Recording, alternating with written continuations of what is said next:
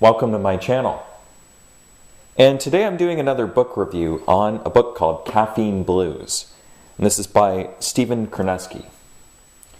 Now there's a few videos out there already about quitting caffeine or about this book.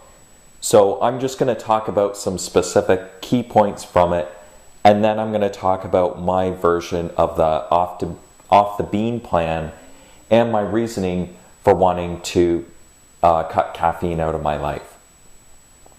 So the reason I wanted to cut caffeine out of my life was actually because I wanted to cut out nicotine. And I realized that caffeine can trigger nicotine cravings. Partly it's because you make the coffee, you go for the cigarette, that the two go hand in hand habitually. However, there's also a physiological element to nicotine and caffeine working together. So nicotine accelerates caffeine metabolism, the way that it metabolizes in your body, and you can consume more caffeine when you're consuming nicotine. So when you get off nicotine, if you're drinking 4 cups of coffee a day, that might be almost like 8 cups of coffee, just because of the difference of being nicotine free or not. And then I also, when I did research on quitting smoking, I realized that caffeine could also exaggerate nicotine cravings. And one of my previous attempts of quitting smoking, I lasted a couple days, but I doubled down on the caffeine. So I doubled down on the coffee, looking for that stimulant replacement. And what happened is that just jacked me up, that kept me awake.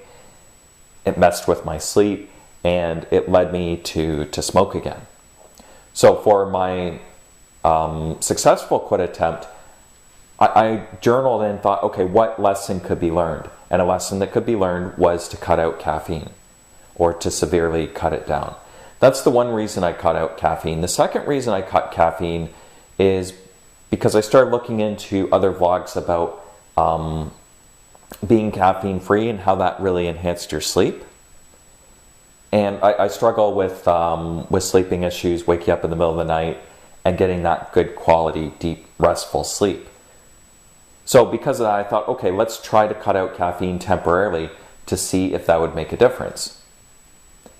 And then I came across this book and I thought, okay, here's a little bit of inspiration. Inspiration through information. And this might open my eyes up to what caffeine is and some of the potential side effects. So I found the book to be very well written. It was well documented. I judge a nonfiction book by its bibliography, and there's extensive references throughout the book. And I like going through those and then seeing what book does it reference, and then that's how you can find some obscure, interesting books. And I've found some of the best books I've ever read that way. But anyways, the key points about the book and about caffeine is caffeine does not provide energy. Caffeine provides stress. So it accelerates our adrenaline functions, and there's a few other stress hormones that come into play. And caffeine puts us into a state of stress or trauma, and that gives us the energy. Caffeine also causes gastrointestinal problems, which I've struggled with from time to time. And again, I talked about the way that nicotine played with caffeine as well. So the two were playing off each other. And that was my reasoning for wanting to get off caffeine. The other thing too that really opened my eyes is I had a moment of clarity. I was waking up in the morning, making the pot of coffee, then going for nicotine while the coffee pot was brewing, and then to help me sleep I was taking melatonin. So I was taking 2 stimulants throughout the day, nicotine and caffeine, and basically being juiced up from the moment I woke up to the moment I went to bed. And then of course I've got to take a downer to help me sleep, so I was taking melatonin. I thought, this is crazy, this is like an addiction. Because then you don't sleep well, then you got to take more caffeine the next day. The other key point about the book as well is just the awareness. I think the most important thing for us is just to be aware of how much caffeine we're consuming. So there's caffeine in energy drinks, but there's things like pre-workouts, prescription medicines. Over 1,500 prescription medications or over-the-counter medications contain caffeine. Caffeine is added into soft drinks. It's not a naturally, you might say it's naturally occurring in the cola nut, but caffeine is added into soft drinks. And there's an FDA exemption to allow caffeine to be added in there. So it's really just bringing the awareness. So the so-called recommendations, or the mainstream recommendations, is, depending on where you look, it's either 300 milligrams or 400 milligrams a day per men. And then that's lower for women. I believe it's 200 to 300, but I'm not 100% sure on that. But I didn't realize that by drinking all the coffee and having chocolate and maybe some pop, that I could be up to 600-700 milligrams of caffeine a day. The other thing that it made me think about too was caffeine is powerful. And if we're measuring something in milligrams, we've got to treat it with the respect it deserves. And treat it as though it's a substance, as though it's a mind-altering substance, because it is. If you've ever been juiced up on caffeine, you know that it is an addictive, mind-altering drug. And I'm not trying to demonize it, but we should call it what it is. So that woke me up to cutting back on caffeine. One of the things the book leads up to near the end is what they call the off the bean plan, which is a 30-day reduction of caffeine. Or sorry, a 14-day reduction of caffeine, where you taper down to minimize withdrawal symptoms. That's another thing that made me think, okay, caffeine's addictive, and if you get off caffeine, which I've done before, you get withdrawal symptoms like headaches and some major sleep issues and mood issues, and that makes me think, well, that kind of sounds like a drug. That sounds like something I don't want to be dependent on. Now, with that being said, I may reintroduce caffeine just in the morning. I might do that after I'm off caffeine, but I will. I'll keep you posted on that journey, and then I'll be able to comment on that later. But the main thing that bothered me about the caffeine consumption is just the fact of being dependent on something. I'm dependent on a substance to get going in the morning. And as I've said in other videos, we just consume caffeine without thinking about it. And that's the main point of my video and around this whole thing, is just to at least have awareness of how much caffeine you're consuming on a daily basis.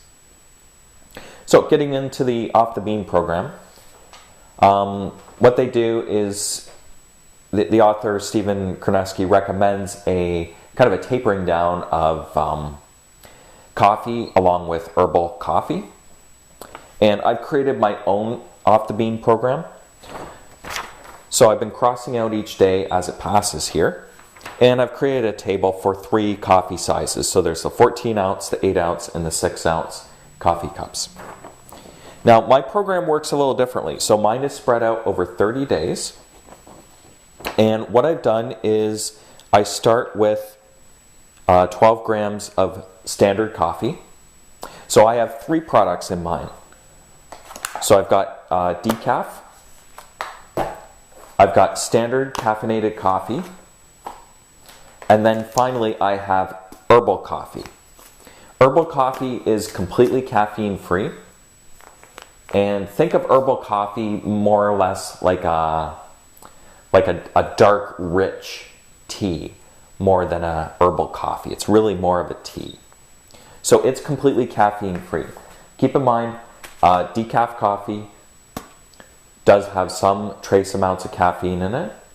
Now, again, it's not a whole lot. So if you're drinking an 8 ounce cup of coffee that might have 192 milligrams of caffeine, The decaf might have about 12 milligrams. So it's not a significant amount, but there is still some caffeine in decaf. The other thing about decaf is it has the GI issues because it is quite acidic, and those issues are actually a bit worse with decaf because they use a stronger bean to decaffeinate the coffee so that it leaves more flavor behind. So my system's a little different. I've got 3 stages, or three strengths, let's say: herbal, decaf, and standard coffee.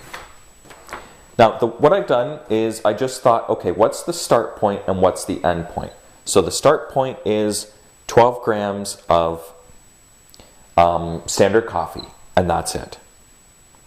Now, slowly throughout the days, I was dropping the coffee by 0.4 grams, standard coffee, and increasing the decaf by 0.4 grams. So for example, day 1 is 12 grams of standard, 0 decaf, 0 herbal.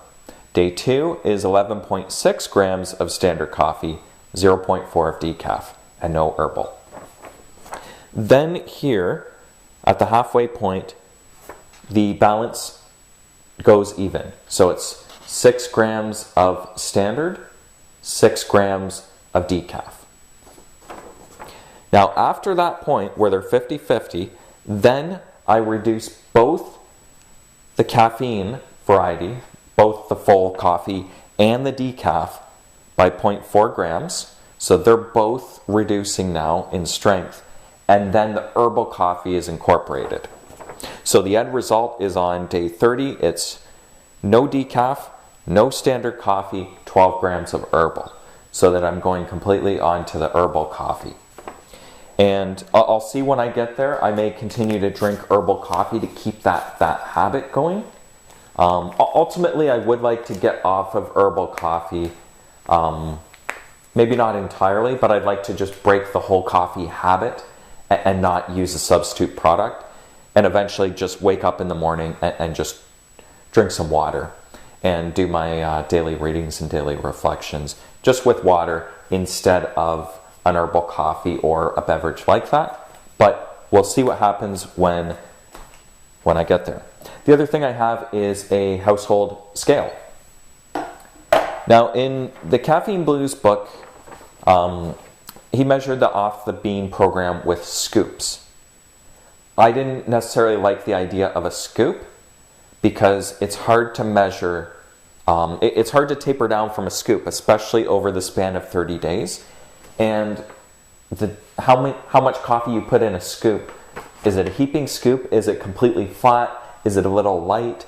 So I like the idea of weighing the caffeine. That would be my recommendation to you if you want to follow this program, is to weigh out your dry coffee, because that way you get a standard measurement and it's easier to taper down.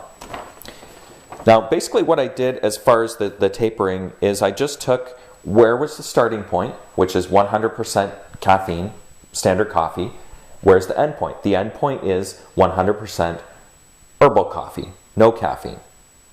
And I just simply said, okay, it's 12 grams, and let's just divide that by 30, and then that worked out to 0.4 a day. And then I made an observation at that halfway point and thought, okay, that's when you bring in the herbal and you reduce both.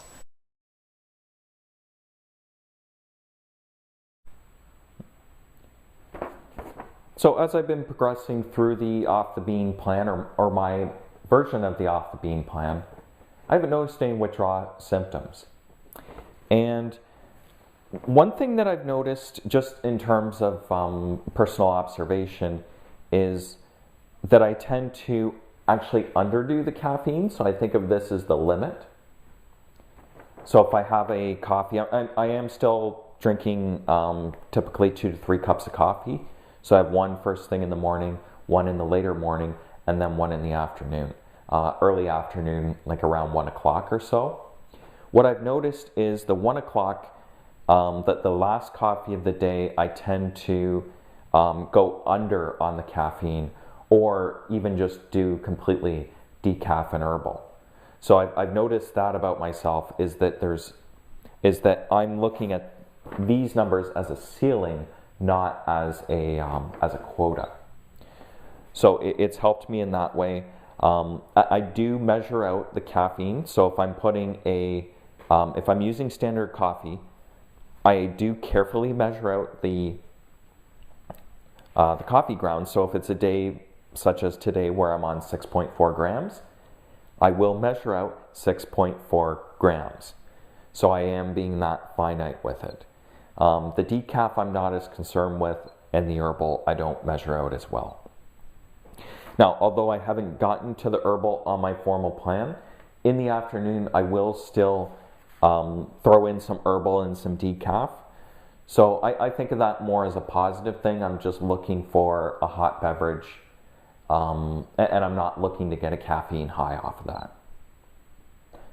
So there'll be more videos to come as I implement this plan, and I'll be going through the benefits and the effects and the drawbacks of being caffeine free after this program is finished, and how things are progressing along.